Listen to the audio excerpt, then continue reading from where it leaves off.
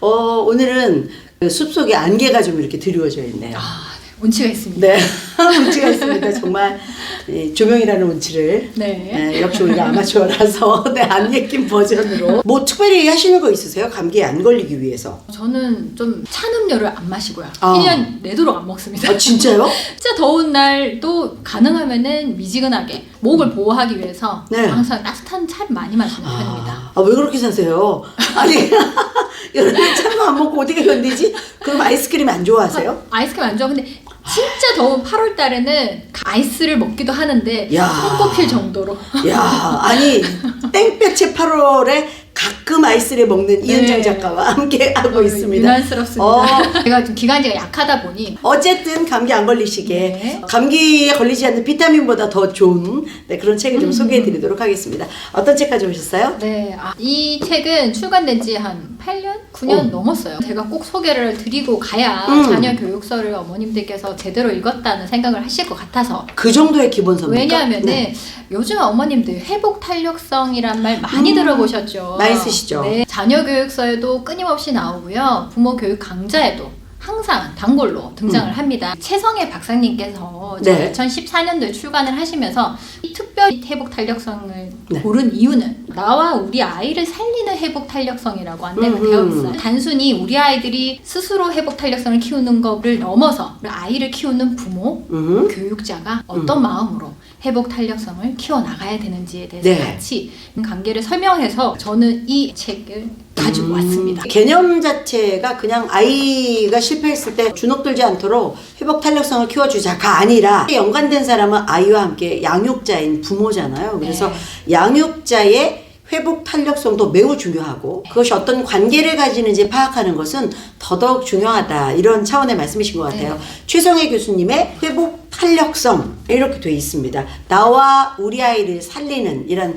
부제가 담겨 있고요. 일단 맞습니다. 작가 얘기를 조금 네네. 소개받고 들어가겠습니다. 우선에는 저는 실제로 강연장에서 직접 배웠거든요. 최 교수님요? 그 강연이 너무 저는 인상적이어서 내용에 아주 푹 빠졌던 기억이 있는데요. 최성희 박사님은 카트맨 공인치료사 그리고 감정코칭협회 회장 및 HD 행복연구소 공동소장으로 계시고요. 네네. 하트메스 연구소 마스터 트레이너로 활동 중이십니다. 최신 심리학에서 뇌과, 심장과학에 이르기까지 세계 최고의 치료법과 예방법을 통해 행복한 가정과 교육을 이루는데 앞장서 왔다고 소개드리고 싶습니다. 회복 탄력성이 뭐지? 그렇죠. 심리적 면역력, 회복 탄력성이라는 게 요즘 사회가 되게 우울하고 불안감도 많고 스트레스가 정말 지수가 높죠. 이런 상황에서 우리가 피곤하고 지치게 하는 힘든 일상에서 스스로 회복 탄력성을 구축할 수 있는 실질적인 방법을 이 안내를 해주고 있는데요. 네. 원래는 역경을 극복하는 힘이라는 걸로 다 알고 계실 거예요. 그것만이 아니라 우리가 활력 있고 생동감이 넘치고 즐겁고 진정성 있는 삶을 살 수 있는 능력을 통틀어서 말하는 게 회복 탄력성이라고 할 수 있습니다. 실패했을 때 좌절했을 때 오뚜기처럼 일어나 요것만이 아니라 평소 건강하게 강한 마인드를 갖는 것 자체가 회복 탄력성이다. 그렇죠. 뭐 마지못해서 막 끌려가는 게 아니라 내가 주도적이 돼서 내 삶을 이끌어가는 거죠. 저는 이 책을 읽으면서 되게 따뜻하다는 생각을 많이 했어요. 또 우리 아이들을 조금 더 따뜻한 시선으로 바라봐주는 느낌, 그리고 우리 보호자나 교육자를 향해서 괜찮다는 위로, 그런 느낌이 저는 많이 들어서 이 책이 그냥 이 컬러만큼이나 따뜻하게 와닿아서 제가 굳이 또 들고 오지 않았나. 그러면 내용은 어떤 심리학적인 코칭이 많습니까? 아니면 사료 위주의 뭐 그런 걸 소개를 해주시나요? 사례도 있고요. 네. 방법론에 대해서 설명이 있습니다. 어떤 방식으로 접근해야 되는지 모호할 경우가 많거든요. 많죠. 네. 네. 우리가 좀 이해하기 쉽게 두꺼운 책임에도 불구하고 읽어보시면 이해되시는 부분이 많지 않을까 싶습니다. 책 내용을 조금 들여다보겠습니다. 네. 1장에서는 일상의 스트레스를 행복 에너지로 전환하는 힘이라고 설명이 되어 있어요. 어떤 얘기일까요? 스트레스나 이런 부분은 정서지능을 통해서 회복 탄력성을 유지한다는 거죠. 휴대전화 배터리랑 비슷하다고 여러분이 생각하면 좋겠어요. 우리가 휴대전화는 항상 매일매일 충전하지 않습니까? 그렇죠. 이 사람도 회복 탄력성이 강한 아이라고 해서 계속 그게 유지가 되는 게 아니라 계속 들여다보고 충전해주고 회복해줘야 된다는 거죠. 그렇게 생각은 안 해본 것 같아요. 네. 그러니까 일상적으로 그 힘이 유지되도록 만드는 거. 네. 이 장에서는 나를 위한 회복 탄력성 키우기가 나와요. 있잖아요. 아이를 도와주기 위해서는 보호자나 교육자가 회복 탄력성을 가져야 된다는 설명을 많이 하시잖아요. 나 자신이 어떻게 내 감정을 알아차리고 나쁜 감정을 어떻게 중화시키고 그리고 감정 코칭으로 행복 에너지를 끌어내는 방법, 네. 디지털 과부하 상태에서 벗어나는 방법 등도 제시를 하고 있습니다. 게임 중독, 스마트폰 그렇죠. 중독 같은 그곳에서 벗어나는 방법, 귀가 좀 솔직해지실 것 같아요. 네. 3장에서는 건강한 관계를 위한 회복 탄력성 키우기. 관계에 대해서 정말 얘기가 많이 나오죠. 사소하게도 우리 작가님과 저와의 관계, 그리고 우리 자녀와 부모의 관계, 그리고 나와 다른 타인의 관계, 이런 관계에서 잘못된 의사소통을 하면은 에너지가 고갈돼 버리죠. 정말 우리가 어떻게 대처를 해야 되는지, 그리고 행복한 관계를 유지하면서 긍정성을 나오게 할 수 있는 방법. 네. 그리고 관계를 망치는 4가지 독과 해독제. 그러니까 어떻게 관계를 망치느냐에 대해서 설명이 나와 있고요. 우리가 평정심을 유지하고 회복 탄력성을 유지하는 방법. 끊임없이 이게 빈칸을 채워져 나간다는 게 그게 좀 인상적이었거든요. 핵심적인 말씀이 네. 거기에 담겨 있네요. 네. 끝없이 채워가고 유지해 가야 된다. 네. 4장에서는 네. 아이들의 회복 탄력성 키우기. 저도 이게 별표를 쳐놨는데 유치원생부터 초등 저학년까지 아이들에게 어떻게 해주면 좋은지 제목 자체가 나와 우리 아이를 살리는 회복 탄력성이기 때문에 네. 따뜻한 아이로 키울 수 있게 할 수 있는 방법 6학년까지 정서지능을 키우는 감정 어휘를 늘리게 해줘라. 자신의 감정이 무슨 이름을 가졌는지를 칭을 해주면 아이들이 훨씬 수용도 빠르고 긍정적인 방향으로 해소가 된다고 하더라고요. 내 감정의 이름표를. 너 억울한 거야? 너 당황스러운 거야? 그렇죠. 내 감정이 지금 이게 단순하게 화가 나고 짜증나는 게 아니라 내가 이러이런 이유로 감정이 불편해졌구나. 억울한 마음이 들었구나.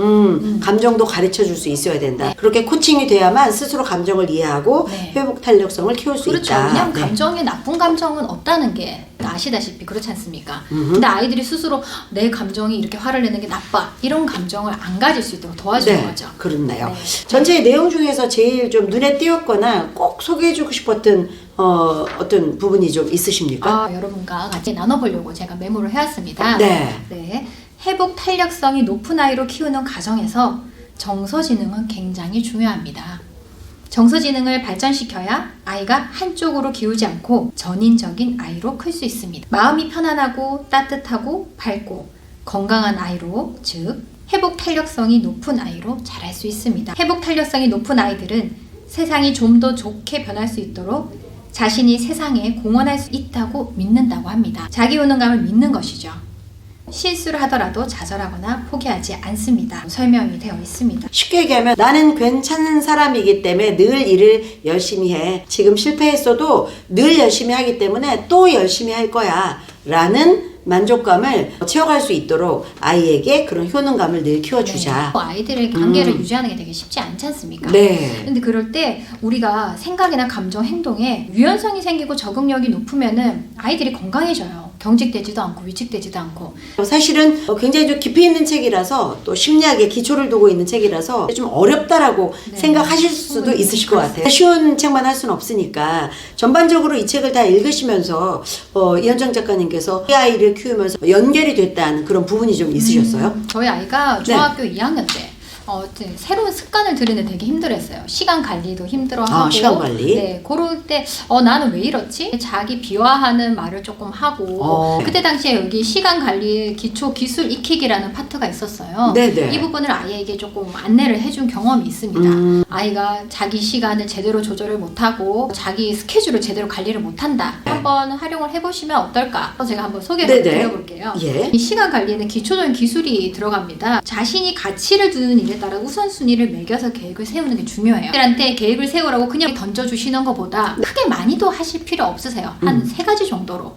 정리를 해서 제시를 한번 해주시고요. 거절도 할 줄 알아야 한다는 거. 남들이 어떤 요청을 하죠. 그럴 때 내가 단호하게 거절해서 내 계획대로 이어갈 수 있게 하는 방법을 적절하게 할 수 있게 가르쳐주는 거 좋고요. 집 아이의 환경, 우리 집의 환경이죠. 네. 이런 부분에서 정리나 청소를 해서 시작하는 게 좋죠. 아이들이 공부를 하려고 마음먹어도 방에 들어가서 정리하는데 1시간을 씁니다. 그렇기 때문에 이런 부분을 아이가 스스로 정리정돈을 해서 잘 접근할 수 있게 안내를 해주고 네. 그리고 우선순위를 정한 후에 거기에 내 시간을 맞추는 겁니다.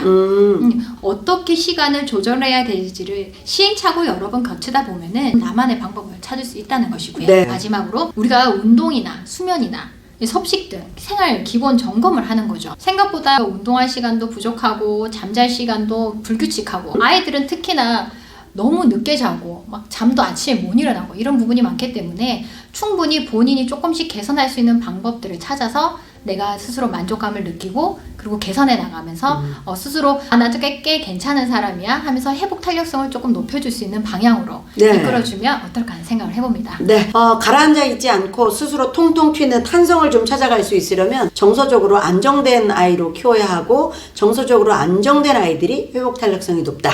그러기 위해서 시간 관리는 이렇게 한번 해보시라고 본인의 경험으로 제언을 해주신 것 같습니다. 꽤 시간이 걸렸는데 보람은 분명히 있으실 겁니다. 예, 오늘은 회복 탄력성에 관한 책 소개해 드렸습니다. 긴 인생을 살면서 텐션을 계속 유지해 간다는 건 쉽지 않죠. 네. 그런데 아주 정서적으로 처음부터 안정되어 있는 아이들이라면 어떤 고난을 마주하거나 어떤 변화의 마주해도 다시 돌아올 수 있는 단단한 탄성을 갖게 돼 있다. 그것이 아이들에게 큰 자산의 미천이 된다.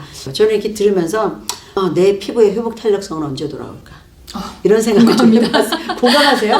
설마. 네. 이게요, 젊어서는 안 그랬는데 나이 들수록 베개에 이렇게 눌리면 잘 안 돌아오더라고요. 그건 저도 그런데. 그래요? 저도 이미. 나와 우리 아이를 살리는 회복 탄력성에 관한 책 함께 해봤습니다. 고맙습니다. 감사합니다.